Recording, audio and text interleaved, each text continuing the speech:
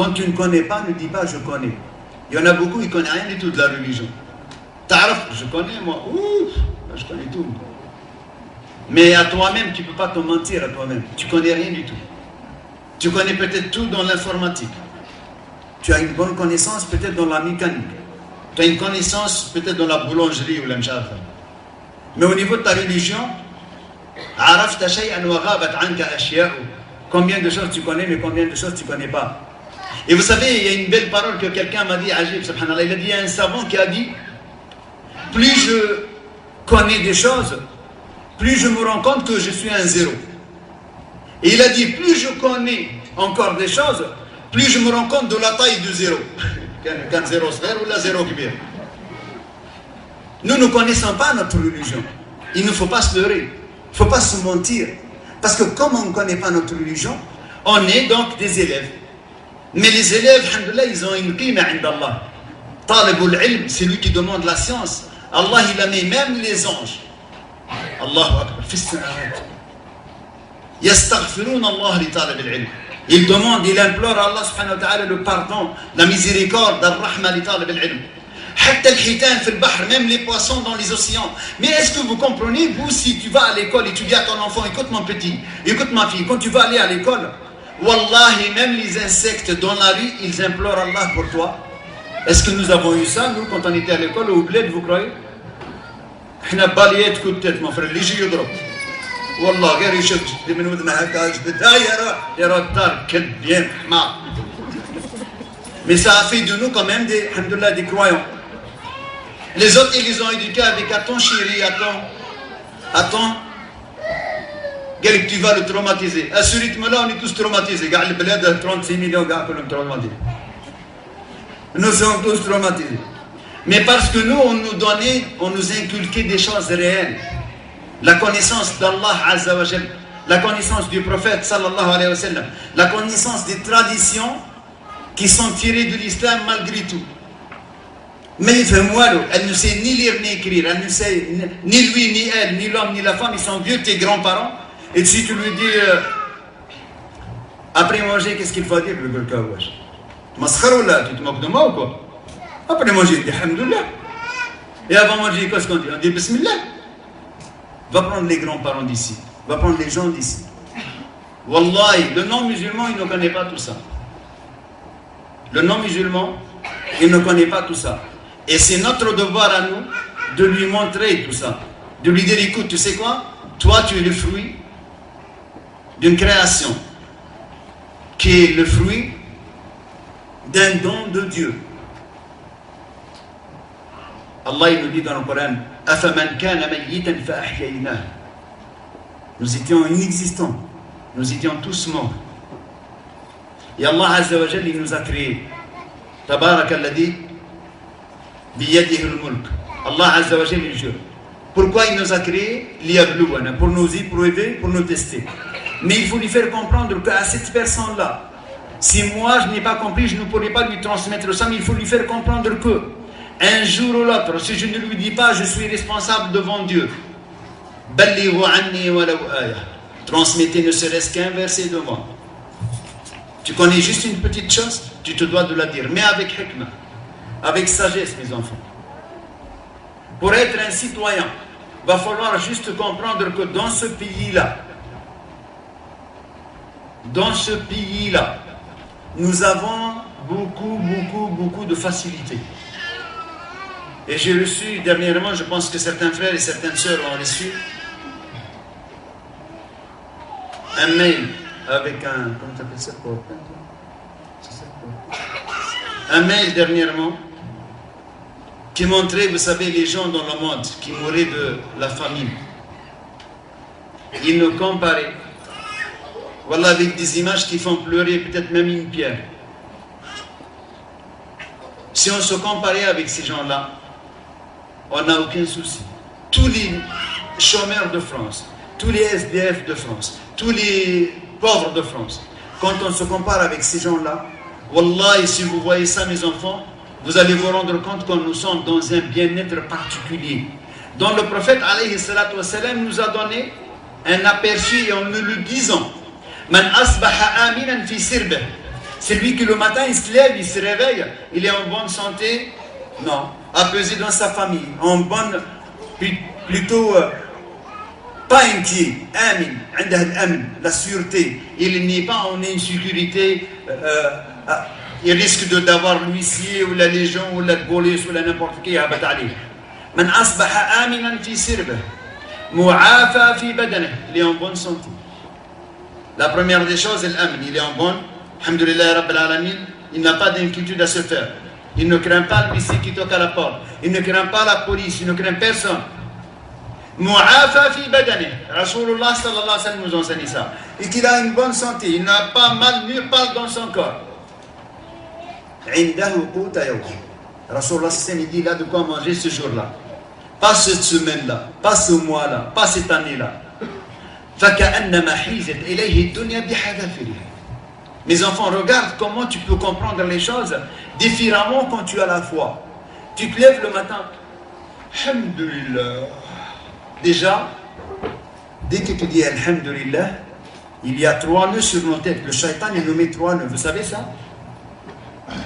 Wallah, mes enfants, quand tu dors, le shaitan, il fait 3 nœuds sur nos têtes. Tous, hommes ou femmes. Tunisiens, Marocains, Algériens, Français, tous. Et dès que tu te lèves, tu ouvres les yeux, tu dis Alhamdulillah, alladhi ahyani ba'da ma amatani wa ilayhi nushur. Tu dis juste Alhamdulillah si tu ne connais rien. Tu invoques Allah Azza wa Jal et le premier nœud, il se défait. Tu te lèves, tu fais les ablutions, deuxième nœud, il se refait. Il se défait. Tu te lèves et tu fais salat, troisième nœud, il se défait. Et puis qu'est-ce qui se passe? Rasulullah sallallahu alayhi wa sallam, il dit wa yusbihu ar-rajulu nashitan. Et l'individu ou la personne ou l'être ce jour-là, il deviendra en forme. Il a la pêche, il a la patate, mon frère. Rasulullah sallallahu alayhi wa sallam, il te dit que le matin, quand tu as, alhamdulillah rabbil alamin, une sûreté, sécurité, une bonne santé, tu as de quoi manger ce matin-là, tu as de quoi manger. Qui parmi nous n'a pas de quoi manger? Wallah, ne vous mentez pas à vous-même. Nous avons tous de quoi manger. Alhamdulillah Rabbil Alamin. Voire même nous avons tous de quoi ne pas manger pendant peut-être un mois sans manger, sans boire, tellement on est gros, gras, tabouz, boboul, tout ce que tu dis. Pourquoi? Parce que Rasulullah alayhi salatu wassalam, qu'est-ce qu'il faisait à l'époque? Et les compagnons, ils se prenaient, vous savez, des pierres, ils les attachaient à leur ventre. Tellement ils ont mal, ils n'ont pas à manger. Au jour d'aujourd'hui, on a trop mal au ventre parce qu'on a trop mangé. La différence, elle est là. Mes enfants, il faut comprendre que vous êtes musulmans et musulmanes et que vous êtes dans une ni'ma, dans un bienfait qu'Allah il vous a donné. Alhamdulillahi ala ni'mat al-Islam. Louange à Dieu sur le bien-être de l'islam qu'Allah il nous a donné. Wa kafa biha ni'ma, takfini. Ça nous suffit largement comme ni'ma. Si on est croyant ou croyante, Allah Azza wa Jal va vous donner un apaisement, mes enfants, dans votre cœur. Allah Azza wa Jal, mes enfants, va vous faire de vous un citoyen qui a accompli pourquoi il est là. Alech. Il y en a, ils sont dégoûtés. Il y en a qui fument. Il y en a qui fument. Vous avez vu ce qu'ils fument? Quand je dis ils fument, vous savez ce que ça veut dire? Ils fument. Il y en a un qui sniffe. Vous avez compris ce que ça veut dire sniffer? D'accord. مش النفة تاع البلاد. même النفة اللي maudite, hein? Mais il y en a qui... D'accord. Il fume, il sniffe, il se drogue. Vous savez qu'en France, on est le pays qui consomme le plus de médicaments antidépresseurs. Vous le savez ça? Rentrez chez vous, faites des recherches. Quel est le pays au monde qui consomme le plus?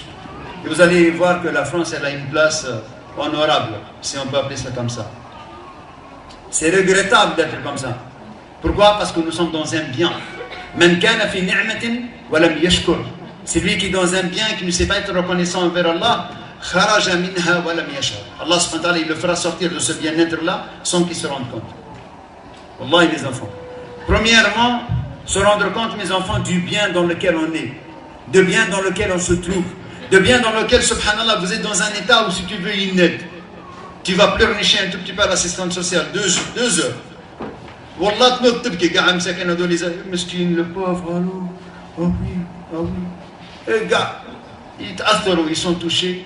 Elle va dire, écoutez, on va essayer de vous aider. Si tu viens, tu fais un projet, tu dis, moi, écoutez, je veux faire un projet. Ou le musulman, vous savez, le musulman et la musulmane, mes enfants, il faut qu'ils comprennent une chose. Mais écoute, le haram, ils ne mangent pas le haram.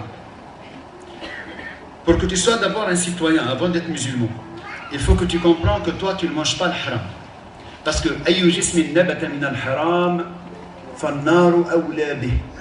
chaque corps qui se constitue de tout ce qui est haram, Allah Azza wa Jal, il a envoyé Rasulullah sallallahu alayhi wa sallam pour nous dire que le feu de l'enfer, il est prioritaire pour lui. Il l'attend. يعني كبرت انت بالحرام تاكل في الحرام تكبر بالحرام ولادك في الحرام, tu ne pourras pas espérer un jour aller au paradis. Parce que chaque corps qui est donc il ne faut pas se mentir. La première des choses, si tu vas demander de l'aide, il ne faut pas, si tu es citoyen, mais citoyen de quoi? Du monde, de la France, de Tunisie, de l'Algérie, du Maroc, citoyen musulman soumis à Dieu, tu ne fais pas n'importe quoi, tu n'arnaques pas, tu ne n'emmènes pas un faux dossier.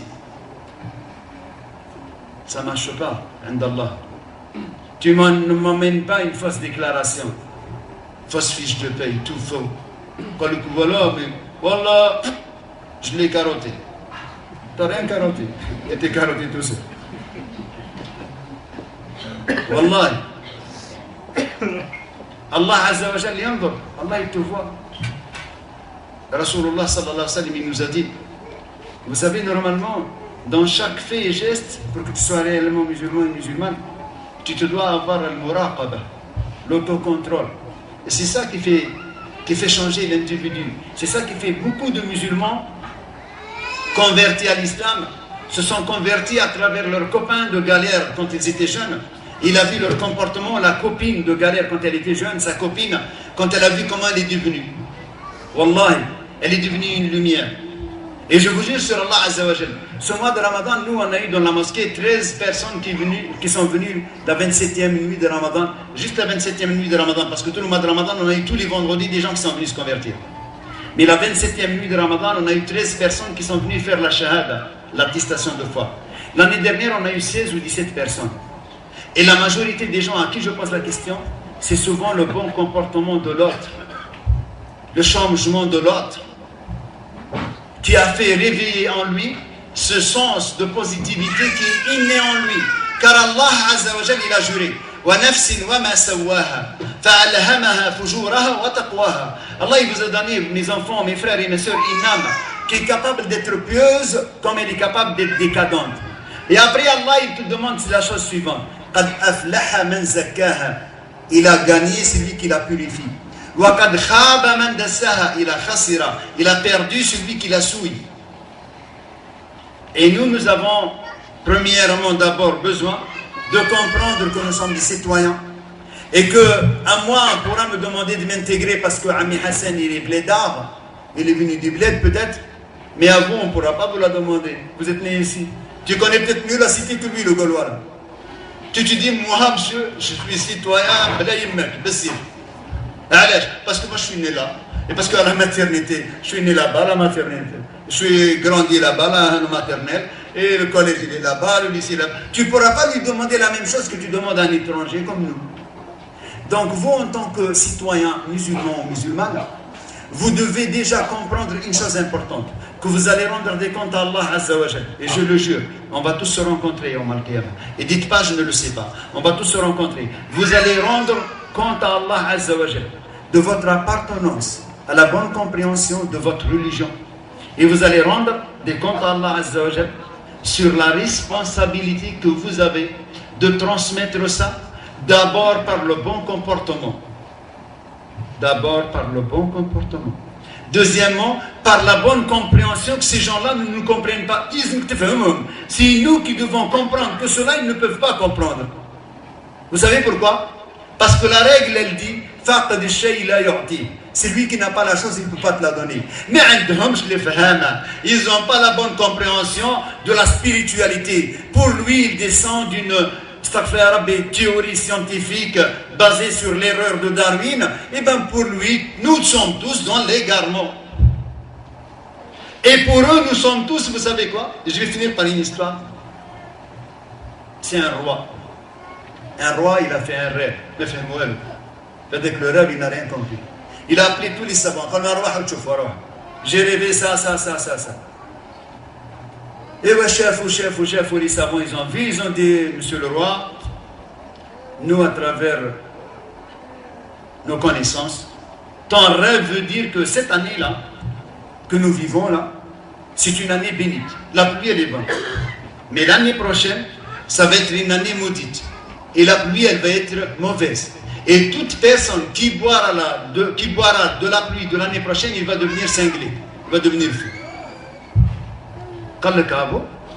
Les savants, voilà notre avis. Lui, il a dit au Premier ministre, obligation, avis à toute la population, affiché dans toutes les rues. Toutes les personnes de mon royaume doivent récolter de l'eau de cette année-là et le boire l'année prochaine. Au début de l'année prochaine, la pluie va être maudite à travers les avis des savants. Et Inch'Allah, il le boira. Qui c'est qui raconte cette histoire-là? C'est pas Ami Hassan. C'est Cheikh Abou Bakr Jabir al-Jazairi. Moi, je l'ai entendu. Il dit, le roi et le premier ministre, donc ont donné l'ordre et toutes les rues étaient placardées, avis à toute la population. Cette année, vous gardez de l'eau parce qu'elle est bénite. L'année prochaine, elle est maudite. Vous ne boirez pas. Vous ne boirez que de l'eau que vous allez garder. Tout le monde était informé, mais tout le monde n'y a pas cru. Il n'y a que le Premier ministre et le roi. Le Premier ministre et le roi, l'année prochaine, elle est arrivée. L'année maudite, elle est arrivée. Et tout le monde est devenu fou. Parce qu'ils n'avaient pas gardé l'eau.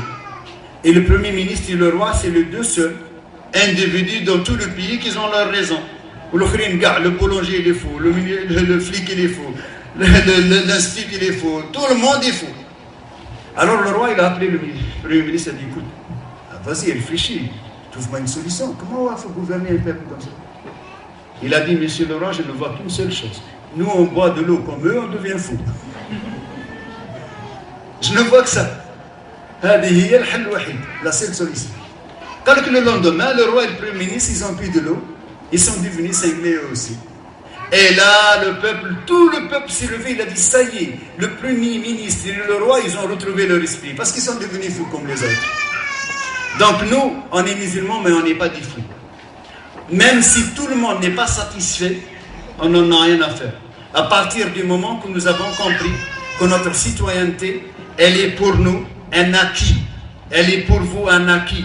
Elle est pour vous un droit. Elle est pour vous une exigence que vous devez mettre en œuvre pour pouvoir montrer votre appartenance à justement cette France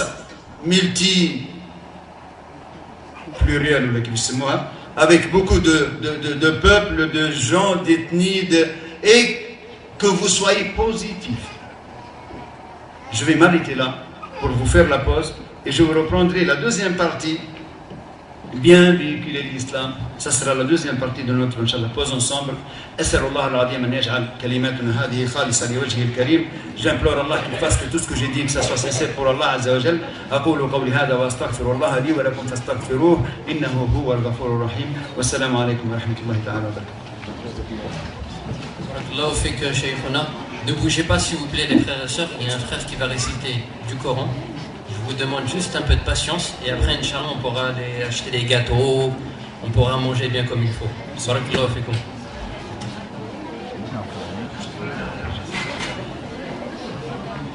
Est-ce qu'on peut appeler le frère Ismaïl, s'il vous plaît?